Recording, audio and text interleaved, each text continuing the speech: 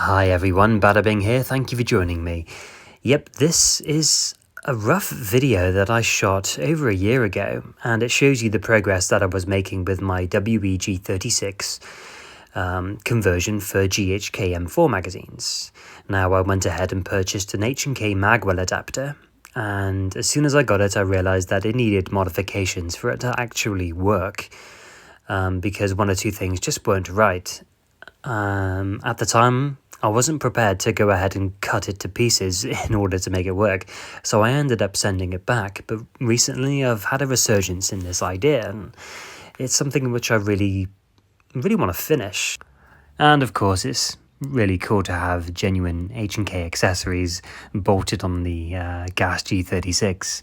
So yeah, it's something which I'm looking at investing in once more, even though it is ludicrously expensive. But instead of taking a few days to look at it, try a month, try 2 months, just to try and find those solutions to those problems. If you guys have any advice or any ideas, feel free to leave it down below. But yeah, here's the video. Hey guys, please excuse the unorthodox portrait filming. Forget about it. This is just a quick one with the... Yeah, it doesn't look like a G36, does it? This is my... well, the upper receiver is my failed attempt at an HK XM8 gas blowback rifle. That's kind of like the cutaway, what I had to do to get the XM8 rail panels in place. That's that. But more importantly, I got the H&K Magwell adapter here. That's all installed, but I can only get it installed without the trigger box installed, because the wall up here goes all the way up and you can't get the valve striker in there to do its thing, and the wall on the adapter is just in the way, so that's that. So anyway, I've done 1 or 2 bits of internal modifications, not of the adapter itself, more along the lines of sort of around the bolt carrier.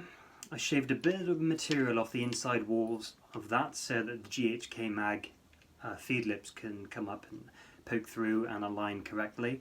So it's having a much easier time in making that sort of gas seal. You probably can't see it, but it's right here. Okay, now the problem is the mag does this inside the Magwell, and like that, no good gas seal. Like this, good gas seal. It makes that connection. So I'm gonna have to pad it out, maybe on the inside of here, or do something along those lines to make it align just like that, because you can't see any light between, really. I've got the cat meowing at me, he wants to come in. So you can't see any light between the gas route and the nozzle, and that's a good thing. We don't want any light. I checked with my cutaway on the original G36 magazine to the nozzle, and you don't see any daylight in there, and it's more or less the same kind of seal between the two. What I'm going to just demonstrate for you now is just a quick firing video, because I wasn't going to push this adapter at all. I wasn't going to even... yeah, I wasn't going to sort of modify it, but now we've been looking at it for practically the whole day. I'm having second thoughts, and I kind of want to cut it to pieces to get this to work, because I think it would be cool running M4 mags, and especially GHK M4 mags on the WE G36. So without further ado, I'm going to use my poker here, and because I don't have a trigger, the trigger assembly at all, so I'm going to have to use this and poke it through the hole, which I specially cut away on the upper receiver. So let's see it firing.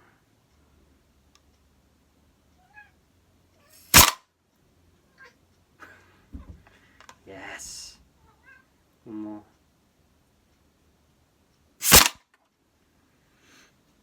There we go. Can feel a tiny bit of gas seal, tiny bit of gas escaping around my hands. Let's try this one more time, holding the magazine firmly forward. Right.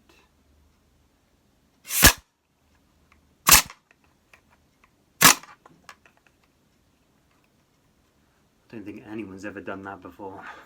Manually hitting the valve. Oops.